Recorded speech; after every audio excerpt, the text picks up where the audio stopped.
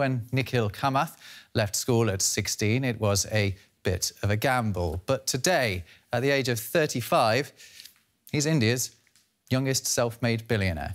The online trading platform he set up with his elder brother 10 years ago has become the #1 trading place for retail investors in India. Zerodha has grown rapidly in the last couple of years to have 8 million customers, and it now handles 15% of Indian retail trading volumes.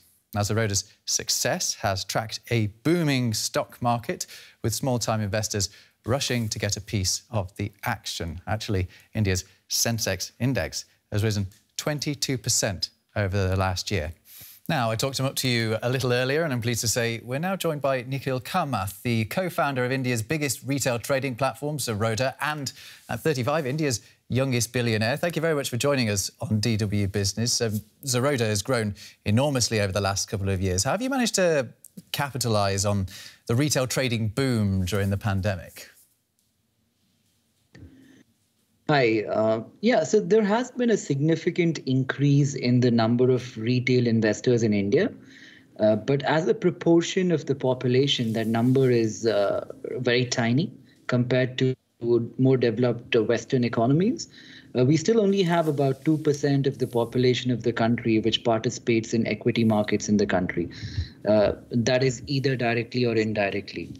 I think then that same number in America would be, upwards of 40–50%. So it's a smaller market in terms of penetration, but by virtue of our population, it's also, one of the most robust and liquid markets in the world. But early days, I think we're on a path where India is growing very quickly, and the amount of people participating will continue to go up in the next decade. So there's plenty of space for growth for Zerodha. But are retail investors driving a stock market bubble in India? That question holds true for not just India, but, America, Southeast Asia.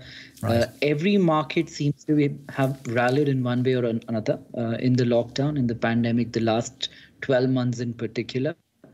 And we all sit on lofty valuations today across the world. So in a way, it is driven by retail investors. But I think access to money, cheap money, percolating down from the West in a way is one of the biggest triggers we have seen, which has driven stock prices up as high as it is today. If it is a bubble, obviously bubbles eventually burst. Is there a danger of a lot of the clients, the millions of clients you've taken on over the last couple of years, actually losing out? Well, we try and, build a more robust ecosystem where there is enough opportunity to research available and people are aware not to buy penny stocks or trade scripts with too much inherent volatility in them. But that being said, considering how expensive markets across the world have become, it would be prudent to err on the side of caution today and be mindful of the fact that we might be entering bubble territory. We're very reminiscent of what happened in 2000s when the internet crash happened, or in 2008 when the subprime crisis happened. I think valuations are reaching that point in many different geographies across the world. Yes, could you almost argue that actually now is a bad time to be getting into retail investment? One could.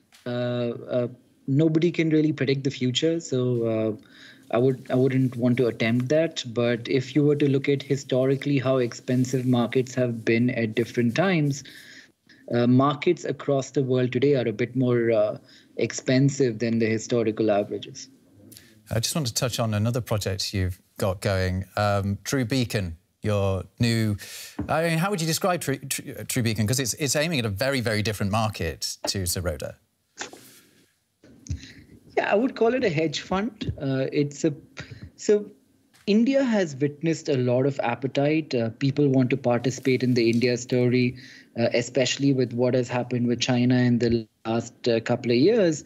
A lot more people want some kind of allocation to India. Up until now, most foreign either institutions or ultra HNI investors who wanted to come into India, they had to cross many hops, and the entire process was not very efficient. True Beacon kind of aims at bridging that.